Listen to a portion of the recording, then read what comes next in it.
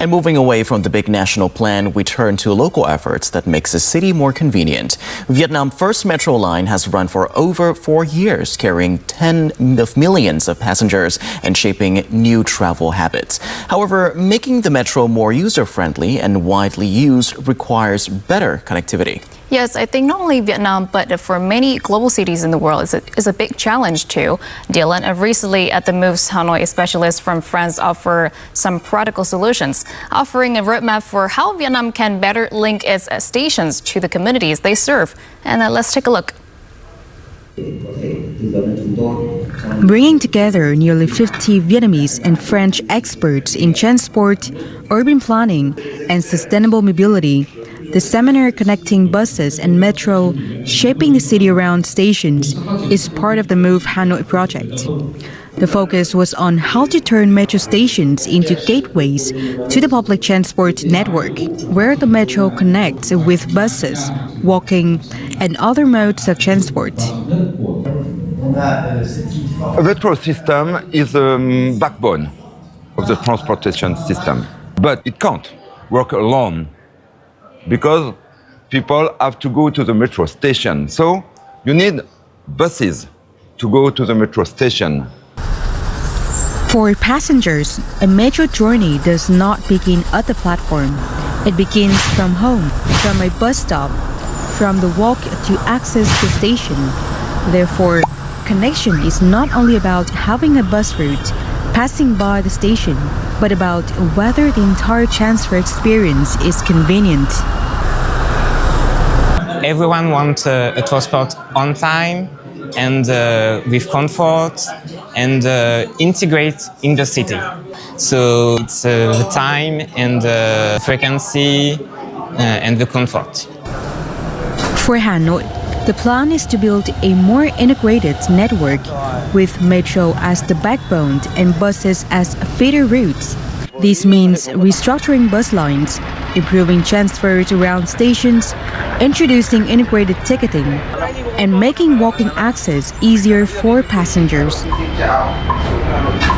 While we do not yet have much funding to implement an integrated ticketing card and do not yet have much funding to build covered shelters, at the very least, there should be information. From the metro station, there should be a guidance map. Right on the sidewalk, we can paint markings so that people can access that information. Currently, Hanoi's 2 operating metro lines serve around 66,000 passenger trips per day. In the future, public transport is expected to account for 35 to 40% of travel demand by 2030, and an even higher share in the following decades. To better understand why bus metro integration is key to Hanoi's urban transport, we spoke with Mr. Emmanuel Cerise, director of PRX Vietnam, the organizer of the workshop under the Move Hanoi project. Hello, thank you very much for taking your time with Vietnam today. Thank you. So Hanoi has launched its first metro lines.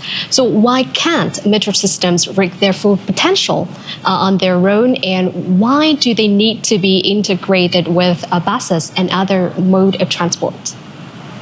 There is 2 main reasons why. At first is because in Hanoi there is 2 lines, 2 metro lines, and it is not enough to make a network. So it means that and the 2 lines are not yet fully connected. So is the problem is like those 2 lines are too isolated, and with 2 isolated lines like that, it is not attractive for the people. So it means that if Hanoi wants a public transportation network, it should be integrated. The second reason is that no anywhere in the world that only the metro working for itself without other support. Is really that a place where different services should be present, so should be proposed to the population. And based on experiences from France and other cities with multimodal transport systems, so what lessons are most relevant for Hanoi at this stage?